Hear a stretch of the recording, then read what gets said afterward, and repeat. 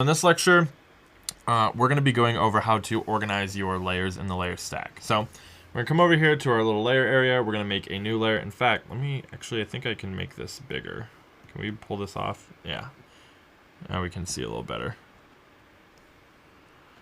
All right, so we have our layer menu here.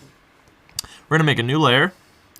And the first thing you'll want to know how to do when you're organizing your layers is how to rename them. So if you click on a layer name and double click it, you can change it to whatever you want. So we could call this base layer. And I'll be honest with you, I am probably the worst when it comes to organizing my layers, and it's something that I'm trying to work on. But when I do organize my layers, it definitely makes things a lot easier, and I would recommend starting it as a habit now if you're getting into digital painting than waiting like me and painting for a long time and starting with a bad habit. So name all of your layers, it makes it a lot easier. So that's the first thing you want to know. You can push enter or whatever software you're using to finalize it, and you'll have the new layer name. It makes it a lot easier to sort through. The next thing, we already went over this earlier, but to delete a layer, you just hit that little trash icon. That'll make it go away.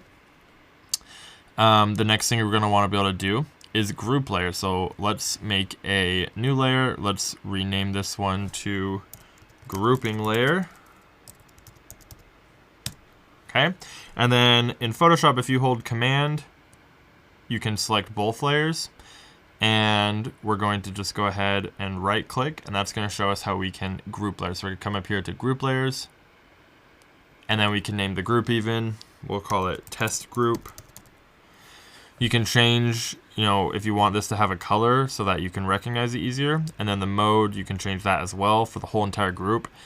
You're probably mostly going to want to change it to normal. And then you can even lower the opacity of the whole group. So now we have this red little mark so we can tell which group it is. We have it named. And then if we hit this little icon, this little arrow, it'll drop down and show us the two layers within that group.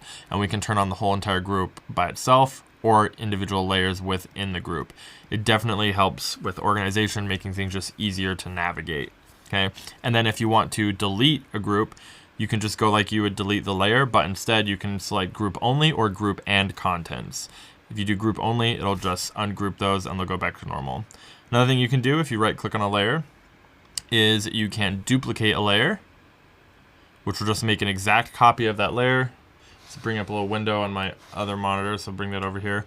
So you can name it whatever you want, grouping layer copy, destination. We want it to just be here on this channel that we're making already. And there you go. And we can delete that as well. So those are the main basics. The last one is just, we kind of went over this earlier, picking up your layer and moving it around, which you can just do by clicking and holding and dragging it around. And then the last one is the eye, which we also went over, turning a layer on and off. So like I said, get into the habit now, start naming your layers. If it's a shadow layer, name it, base shadows, refined shadows, line art, refined line art, highlights, whatever it is. It's going to make things a lot easier down the road. And I'll be sure also that later on when we're going through the demos of doing a full painting that we name our layers so that it's easier for you to navigate and you can see what it's like to have that good habit in effect. So that'll be it for this lecture, and I'll see you guys in the next one.